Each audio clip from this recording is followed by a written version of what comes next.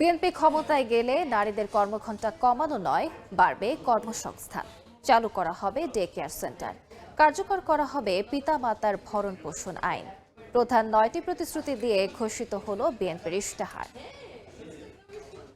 বিকেলে রাজধানীর সোনারগাঁও হোটেলে বিএনপির চেয়ারম্যান তারেক রহমান নির্বাচনের 6 দিন আগে রাষ্ট্র পরিচালনার মূল দর্শন সবার আগে বাংলাদেশকে সামনে রেখে কল্যাণমুখী দেশ গড়ার প্রতিশ্রুতি দিয়ে ইশতেহার ঘোষণা করেন। শহীদ রাষ্ট্রপতি জিয়াউর রহমানের 19 দফা, বেগম খালেদা জিয়ার ভিশন 2030 আর স্বাক্ষরিত জুলাই সনদ বাস্তবায়নের সর্বোচ্চ অগ্রাধিকার দেওয়ার কথা জানান তিনি।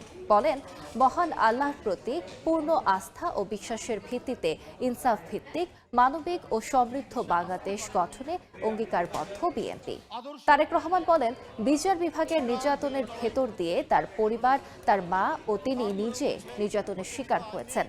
তাই দেশের কোনো মানুষ যাতে আর বিচার বিভাগের নির্যাতনের শিকার না হন, সেই লক্ষ্যে নির্বাচিত হলে বিচার বিভাগের স্বাধীনতা নিশ্চিত করার কথা জানান তারেক রহমান। ফ্যামিলি কার্ড প্রদান, কৃষক, ক্ষুদ্র ব্যবসায়ী, মৎস্য চাষী ও প্রাণী সম্পদ খামারিদের কৃষক কার্ড প্রদান সহ স্থানীয় সরকারকে শক্তিশালী করার প্রতিশ্রুতি দেন তারেক রহমান। সুদৃঢ় করার চেষ্টা, গণতন্ত্র নিজেই কথা বলছি, গণতন্ত্রের ভিত্তিটাকে ইনশাল্লাহ সরকার গঠনে সক্ষম হলে আমরা অবশ্যই দেশের আইনের মধ্যে এই বিষয়টি প্রবর্তন করব যে একজন ব্যক্তি ম্যাক্সিমাম 10 বছর তা প্রধানমন্ত্রী হিসেবে তার কার্যকাল থাকবে। বিএনপি দেশ পরিচালনার সুযোগ পেলে এবং বিএনপির হাতে সেই পরিমাণ সংসদীয় আসনের শক্তি থাকলে অবশ্যই আমরা তত্ত্বাবধায়ক সরকারকে পুনঃপ্রতিষ্ঠিত করব। দেশে আমরা উচ্চ কক্ষ, সংসদে উচ্চ কক্ষ প্রবর্তন করতে চাই। বিএনপি সরকার গঠনে সক্ষম হলে আমরা সংবিধানে সর্বশক্তিমান আল্লাহর প্রতি পূর্ণ আস্থা ও বিশ্বাস এই রাষ্ট্র পরিচালনার মূলনীতি হিসাবে আমরা সংবিধানে এটিকে পুনঃস্থাপন করতে চাই। গণ অভ্যুত্থান ও ফ্যাসিবাদী আন্দোলনে শহীদদের অবশ্যই সার্বিক সহায়তা প্রদান আমাদের অন্যতম লক্ষ্য। তাদের এলাকায়, তাদের ঘরে, তাদের জন্য সেফ একটা সিচুয়েশন তৈরি হোক এবং ধীরে ধীরে তারা তাদের এলাকায় ফিরে যাক। অর্থাৎ আমরা রোহিঙ্গা প্রত্যাবর্তন, সেফ প্রত্যাবর্তন আমরা নিশ্চিত করতে চাই। যাদের বন্দিত্ব সহযোগিতা পেলে আমরা আমাদের দেশে নতুন ব্যবসা বাণিজ্য প্রতিষ্ঠিত করতে পারবো, আমার দেশের মানুষের কর্মসংস্থানের ব্যবস্থা করতে পারবো, আমাদের দেশের অর্থনৈতিক অবস্থা শক্তিশালী হবে। অবশ্যই আমার দেশের স্বাধীনতা এবং সার্বভৌমত্ব অক্ষুণ্ণ রাখবে। এইটার ভিত্তিতেই আমরা আমাদের পররাষ্ট্রনীতি পরিচালিত করব। পদ্মা, তিস্তা সহ বিভিন্ন নদীর পানির বন্টনের আমাদের কিছু অসুবিধা আছে।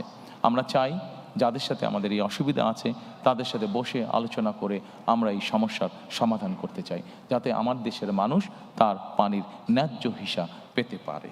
খাল খনন কর্মসূচি আমরা শুরু করতে চাই। আমি, আমার মা, আমার পরিবার, আমরা এই বিচার বিভাগের নির্যাতনের ভিতর দিয়ে আমরা গিয়েছি। প্রিয় সহকর্মীবৃন্দ, একজন মানুষ হিসাবে, একজন রাজনৈতিক কর্মী হিসাবে আমার সর্বোচ্চ চেষ্টা থাকবে যে কোনো মূল্যে বিচার বিভাগের যে স্বাধীনতা সেটিকে নিশ্চিত করা।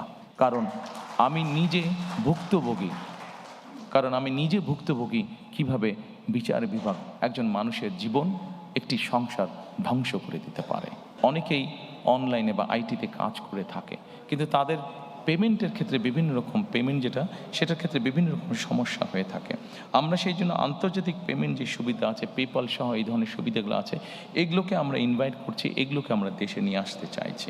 আমাদের যারা এখন ইয়াং জেনারেশন আছে, এদেরকে যদি আমরা আগামী 40 সালের ভিতরে কর্মসংস্থানের ব্যবস্থা করতে না পারি, তাহলে আমরা আমাদের অর্থনীতির যে গতি আছে এটিকে আমরা তৈরি করতে পারবো না। আমরা ফ্রি ওয়াইফাই বিভিন্ন ইম্পর্টেন্ট জায়গাগুলোতে ফ্রি ওয়াইফাই আমরা ইন্ট্রোডিউস করতে চাই। কর্মস্থলে ডে কেয়ার এবং বেস্ট ফিডিং কর্নার আমরা কম্পালসারি করতে চাই।